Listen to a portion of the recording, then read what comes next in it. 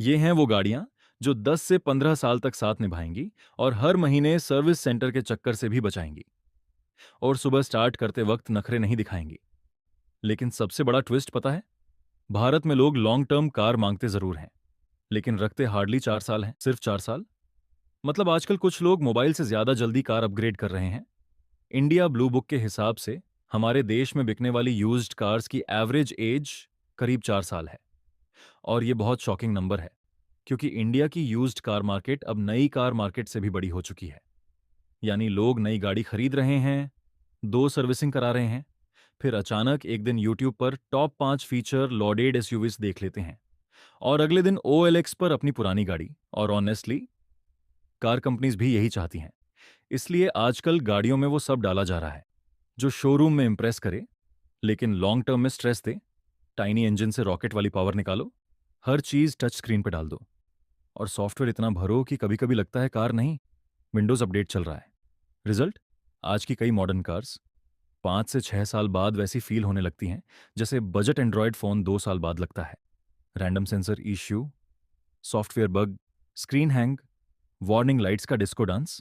और फिर service centre वाला बोलता है, सर मॉड्यूल बदलना पड़ेगा। और बिल देखकर ऑनर की आत्मा बोलती है, भाई गाड़ी खरीदी थी या स्टार्टअप में इन्वेस्टमेंट कर दी? लेकिन इंटरेस्टिंग बात यह है, 10 साल पहले ऐसा नहीं था। तब कार्स ज्यादा सिंपल थी, कम इलेक्ट्रॉनिक्स, कम डिपेंडेंसी और ज्यादा भरोसा। इसलिए तब लोग अपनी कार्स को 6 से 7 साल आराम से रखते थे। तो अगर आप भी उन लोगों में हो जो अपनी मेहनत की कमाई ऐसी कार पर लगाना चाहते हैं जो अगले 10 साल तक आपका साथ निभाए, तो आज की ये वीडियो आपके लिए है। क्योंकि आज मैं सिर्फ बेस्ट कार्स नहीं बताने वाला, बल्कि वो कार्स बताऊंगा जो असली दुनिया में टिकती हैं। मैंने ऑल्टो से लेकर इनोवा तक हर मेजर सेगमेंट की कार्स को रैंक किया है।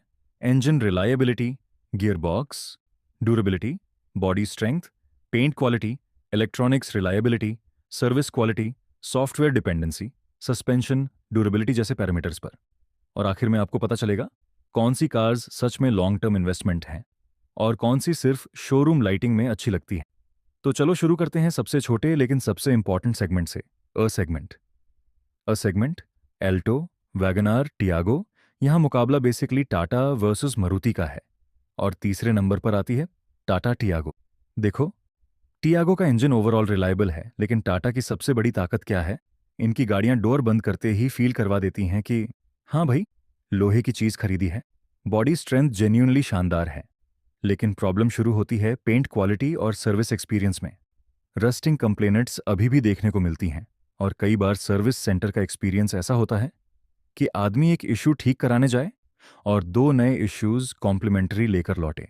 इसलिए टियागो तीसरे नंबर पर। दूसरे नंबर पर वैगनार। हाँ, डिजाइन देखकर कुछ लोग बोलते हैं ये कार कम रनिंग रेफ्रिजरेटर ज्यादा लगती है, लेकिन reliability legend level. Engine reliable, AMT reliable, electronics reliable और सबसे बड़ी बात, फीचर्स इतने कम हैं कि खराब होने के ऑप्शंस भी लिमिटेड हैं। लेकिन मारुति की छोटी कार्स की बॉडी मेटल अभी भी काफी हल्की फील होती है। डेंट ऐसे पड़ते हैं जैसे व्हाट्सएप ग्रुप्स में गुड मॉर्निंग मैसेजेस आते हैं। इस गाड़ी के बेसिक्स इतने स्ट्रांग हैं कि ये सालों तक सिर्फ चलती रहती है। अब नंबर 1, ऑल्टो K10। इंडिया की ultimate no nonsense small car. Simple, reliable, cheap to maintain, fuel efficient. ये वो कार है जो 10 साल बाद भी सुबह पहली सेल्फ में स्टार्ट होकर बोलेगी, चल भाई ड्यूटी पे चलते हैं। अब चलते हैं B1 सेगमेंट की तरफ। B1 segment, Swift, Exter, i10। तीसरे नंबर पर आती है हुंडई एक्स्टर। अब पंच ज्यादा सॉलिड फील होती है, उसका सस्पेंशन भी शानदार है। लेकिन अगर प्योर 10 साल ऑनरशिप की बात करूं तो एक्स्ट्रा ज्यादा बैलेंस्ड पैकेज लगती है। Reliable engine, better paint quality, strong electronics और Hyundai की सर्विस क्वालिटी ऑनेस्टली इंडिया की बेस्ट सर्विसेज में गिनी जाती है। कुछ Hyundai सर्विस सेंटर्स में एंट्री लो तो लगता है प्रीमियम होटल में आ गए, और कुछ ब्रांड्स में एंट्री लो तो फील आता है भगवान करे वारंटी कवर कर ले। दूसरे नंबर पर grand i10, same brand, same reliability philosophy. लेकिन नंबर 1 पर स्विफ्ट। हाँ, बॉडी थोड़ी हल्की फील होती, हाँ इंटीरियर्स जल्दी आवाज करने लगते हैं, लेकिन reliability monster level. Engine, gearbox, suspension, durability सब इतने प्रूवन हैं कि ये car literally use and forget category में आती। 10 साल बाद शायद थोड़ी खड़खड़ाए, लेकिन आपको सड़क पर खड़ा नहीं करेगी। अब आते हैं B2 segment. B2 segment, Baleno, Glanza, Dzire, Amaze, तीसरे नंबर पर टोयोटा ग्लांजा। असल में ये बलेनो ही है, बस टोयोटा की सर्विस ब्लेसिंग्स के साथ। और टोयोटा की सर्विस क्वालिटी इतनी शानदार है कि कई लोग सर्विस एडवाइजर पर अपने फैमिली डॉक्टर से ज़्यादा भरोसा करते हैं। इसलिए बलेनो से हल्की एज मुझे ग्लांजा में दिखती है। नंबर 2 पर मारुति की नई डिजायर। मारुति ने इस बार जेन्युइनली शानदार काम किया है। बॉडी स्ट्रक्चर पहले से काफ़ी बेटर हुआ है, ओवरऑल बैलेंस स्ट्रांग है। लेकिन नंबर 1, होंडा अमेज। होंडा का सीवीटी गियर बॉक्स दुनिया के सबसे डिपेंडेबल सीवीटीज में माना जाता है। और होंडा इंजन्स, ये वो इंजन्स हैं जो कई बार ओनर से ज़्यादा डिसिप्लिन्ड निकलते हैं। अब आते हैं सबसे डेंजरस बैटलफील्ड पर, सब 4 मीटर एसयूवीज, जहां हर दूसरी कार बोलती है मैं एसयूवी हूं, और हर तीसरा इंजन बोलता है भाई थोड़ा आराम भी दे दो। यहां सबसे बड़ा सवाल आता है जीडीआई इंजन्स का। पावर शानदार, परफॉर्मेंस जबरदस्त, लेकिन लॉन्ग टर्म रिलायबिलिटी थोड़ा संभल कर, क्योंकि डायरेक्ट इंजेक्शन सिस्टम्स बहुत हाई प्रेशर पर काम करते हैं। और E20 फ्यूल आने के बाद इंजेक्टर और फ्यूल पंप कंप्लेंट्स भी बढ़ी हैं, मतलब टेक्नोलॉजी फार्मूला 1 वाली, लेकिन फ्यूल क्वालिटी कई बार जुगाड़ एडिशन मिल जाती है। फिर भी कुछ एसयूवीज ऐसी हैं जो जेन्युइनली लॉन्ग टर्म ऑनरशिप के लिए शानदार साबित हो सकती हैं।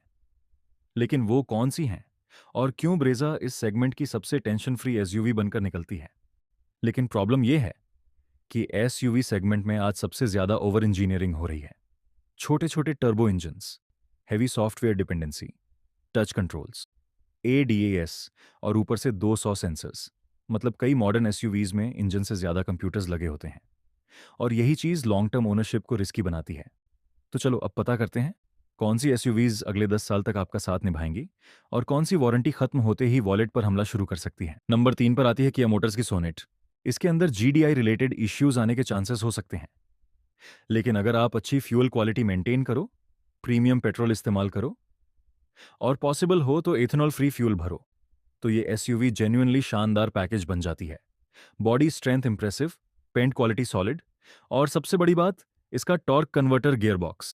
आजकल कई कंपनीज कॉस्ट कटिंग के चक्कर में गियर बॉक्स को टॉर्चर मशीन बना चुकी हैं, लेकिन अच्छा टॉर्क कन्वर्टर आज भी बटर स्मूथ और रिलायबल फील देता है। तो थोड़ी केयर रखोगे तो काइलाक लॉन्ग टर्म में भी आपको खुश रख सकती है। दूसरे नंबर पर महिंद्रा बोलेरो नियो। ये एसयूवी नहीं, सर्वाइवल मशीन है। इस गाड़ी का पूरा एटीट्यूड अलग है। कम इलेक्ट्रॉनिक्स, कम software, solid diesel engine, strong ladder frame body.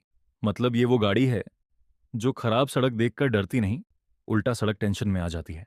हाँ, डीपीएफ इश्यूज डीजल इंजन्स में आते हैं, लेकिन अगर आपकी हाईवे रनिंग अच्छी है तो रीजनरेशन आराम से हो जाता है।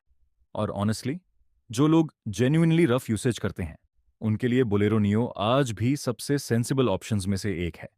लेकिन नंबर 1, ब्रेजा। एंड ऑनेस्टली, ये एक्सपेक्टेड भी था। Reliable naturally aspirated engine, reliable torque converter automatic, decent body strength, strong service network, low maintenance. ये literally middle class peace package हैं। इस एसयूवी को खरीदने के बाद आदमी अगले 10 साल तक सिर्फ इंश्योरेंस रिन्यूअल याद रखता, बाकी गाड़ी खुद सर्वाइव कर जाती है। हाँ, सोनेट और वेन्यू भी अच्छे ऑप्शंस हैं, लेकिन इनके नेचुरली एस्पिरेटेड इंजन्स हाईवे पर फुल लोड में थोड़ा अंडरपावर्ड फील होते हैं। तो overall balanced long term package के हिसाब से ब्रेजा ज्यादा स्ट्रांग निकलती है। अब चलते हैं सी सेगमेंट एसयूवीज की तरफ। सी सेगमेंट एसयूवीज यहां कंपटीशन सीरियसली डेंजरस हो जाता है। Seltos, Creta, Elevate, Grand Vitara, Hyryder, हर कार अपने आप को सेगमेंट किंग समझती है। लेकिन अगर प्योर लॉन्ग टर्म रिलायबिलिटी की बात करूं तो यहां भी नेचुरली एस्पिरेटेड पेट्रोल इंजन्स सबसे सेफ बेट लगते हैं। तीसरे नंबर पर किया सेल्टोस। लेकिन ध्यान रखना, जीडीआई वाला वेरिएंट नहीं। लॉन्ग टर्म ओनरशिप के लिए naturally aspirated petrol with CVT या मैनुअल ज्यादा सेंसिबल रहेगा। अब सेल्टोस की सबसे बड़ी ताकत क्या है? Paint quality, electronics reliability, premium interiors, and surprisingly अच्छी फिट फिनिश कंसिस्टेंसी। इतने सारे इलेक्ट्रॉनिक्स होने के बावजूद भी सेल्टोस और क्रेटा में मैसिव इलेक्ट्रॉनिक फेलियर्स कंपैरेटिवली कम देखने को मिलते हैं, और ये बात जेन्युइनली इंप्रेसिव है। दूसरे नंबर पर होंडा एलिवेट। ये एसयूवी उन लोगों के लिए है जो कार खरीदते समय एक्साइटमेंट से ज्यादा पीस ऑफ माइंड ढूंढते हैं। कम सॉफ्टवेयर डिपेंडेंसी, कम unnecessary features, reliable Honda engine, excellent service quality. मतलब ये एसयूवी लाउड नहीं है, लेकिन मैच्योर है। ये वो इंसान है पार्टी में जो सबसे कम बोलता है लेकिन सबसे डिपेंडेबल निकलता है। और नंबर 1, टोयोटा हैरिडर। हाँ, परफॉर्मेंस थ्रिलिंग नहीं है, हाँ, हाई स्पीड एक्साइटमेंट भी लिमिटेड, लेकिन रिलायबिलिटी टोयोटा लेवल। और टोयोटा की हाइब्रिड टेक्नोलॉजी इतनी टेस्टेड है कि कई बार बैटरी से पहले ऑनर का पेशेंस खत्म होता है। साथ ही टोयोटा की सर्विस क्वालिटी भी जेन्युइनली टॉप टियर है। मारुति की सर्विस अच्छी ज़रूर है, लेकिन क्राउड बहुत ज़्यादा होता है। टोयोटा कंपैरेटिवली ज़्यादा रिफाइंड ओनरशिप एक्सपीरियंस देती है, और यही चीज़ हाइरिडर को लॉन्ग टर्म ओनरशिप किंग बना देती है। अब बात करते हैं रियल सेडान्स की। C segment sedans. अब ऑनेस्टली इस सेगमेंट में लॉन्ग टर्म के लिए मेरे हिसाब से सिर्फ दो ट्रूली सेफ पिक्स हैं, होंडा सिटी और hyundai वर्ना। वर्टुस और स्लाविया शानदार कार्स हैं, लेकिन लॉन्ग टर्म रिलायबिलिटी डिस्कशन में उनके जीडीआई इंजन्स कंसर्न बन जाते हैं। तो सीधे आते हैं सिटी वर्सेस वर्ना पर। देखो, दोनों कार्स के नेचुरली एस्पिरेटेड इंजन्स काफ़ी रिलायबल हैं, लेकिन होंडा अभी भी एक नॉच ऊपर निकलती है। और रीज़न सिर्फ इंजन नहीं है, असल फ़र्क है फिलॉसफी का। होंडा अननेसेसरी कंप्लेक्सिटी कम रखती है, कम software dependency, timeless interiors, simple but durable electronics. मतलब सिटी ऐसी सेडन है जो 2036 में भी क्लासी लगेगी। वहीं वरना ज़्यादा फ्यूचरिस्टिक फील देती है, इंटीरियर्स ज़्यादा प्रीमियम लगते हैं। लेकिन लॉन्ग टर्म सिंप्लिसिटी और रिलायबिलिटी के मामले में सिटी की एज साफ दिखती है। अब फाइनली आते हैं बड़े लोगों की बड़ी गाड़ियों पर। डी सेगमेंट एसयूवीज और एमपीवीज। पहले एक्सयूवी 700 मुझे बहुत पसंद थी, लेकिन अब इलेक्ट्रॉनिक्स ओवरलोड काफ़ी बढ़ चुका है। कभी कभी लगता है कार नहीं, गेमिंग लैपटॉप चल रहा है। और महिंद्रा की इलेक्ट्रॉनिक्स रिलायबिलिटी अभी भी टोयोटा लेवल नहीं पहुंची है। इसलिए अगर महिंद्रा लेना हो तो स्कॉर्पियो ज़्यादा सेंसिबल लॉन्ग टर्म चॉइस लगती है। बस डीजल लेना। अगर हाईवे यूसेज अच्छा है तो डीपीएफ इश्यूज भी बहुत ज़्यादा परेशान नहीं करेंगे। अब टोयोटा की बात करें तो फॉर्च्यूनर ऑब्वियस चॉइस है। Reliable engine, solid body, fantastic resale. Fortuner वो एसयूवी है जिसे लोग कई बार इन्वेस्टमेंट की तरह खरीदते हैं। लेकिन मेरे हिसाब से अभी टोयोटा की सबसे smart long term family car है इनोवा हाई क्रॉस। स्पेस शानदार, कंफर्ट शानदार, हाइब्रिड एफिशिएंसी शानदार, और रिलायबिलिटी भी टोयोटा वाली। अब मज़ेदार बात यह है कि इसमें डायरेक्ट इंजेक्शन टेक्नोलॉजी होने के बावजूद रिलायबिलिटी स्ट्रॉन्ग, क्योंकि टोयोटा ने सिर्फ डायरेक्ट इंजेक्शन नहीं दिया बल्कि पोर्ट इंजेक्शन भी साथ में यूज किया। यानी कंपनी ने जेन्युइनली कोशिश की है कि पावर भी मिले, माइलेज भी मिले, और लॉन्ग टर्म रिलायबिलिटी भी बने। और ऑनेस्टली यही चीज़ टोयोटा को बाकी ब्रांड से अलग बनाती है। तो अगर आप ऐसी फैमिली कार चाहते जो अगले 10 साल तक बिजनेस भी संभाल ले, फैमिली ट्रिप्स भी, और रीसेल भी स्ट्रांग दे, तो हाई क्रॉस अभी मार्केट की स्मार्टेस्ट चॉइसेस में से एक है। तो यही थी वो कार्स जो मेरे हिसाब से अगले 10 साल तक आपको सबसे कम परेशान करेंगी। क्योंकि आखिर में असली लग्जरी सनरूफ नहीं होती। असल लग्जरी होती है 10 साल बाद भी सुबह चाबी घुमाओ और गाड़ी बिना ड्रामा के स्टार्ट हो जाए। बाकी आपके हिसाब से इंडिया की सबसे डिपेंडेबल कार कौन सी? कमेंट करके ज़रूर बताना। वीडियो पसंद आई हो तो लाइक, शेयर और सब्सक्राइब ज़रूर करना, क्योंकि ऐसी ऑनेस्ट ऑटोमोबाइल कंटेंट बनाने में पेट्रोल से ज़्यादा मेहनत जलती है।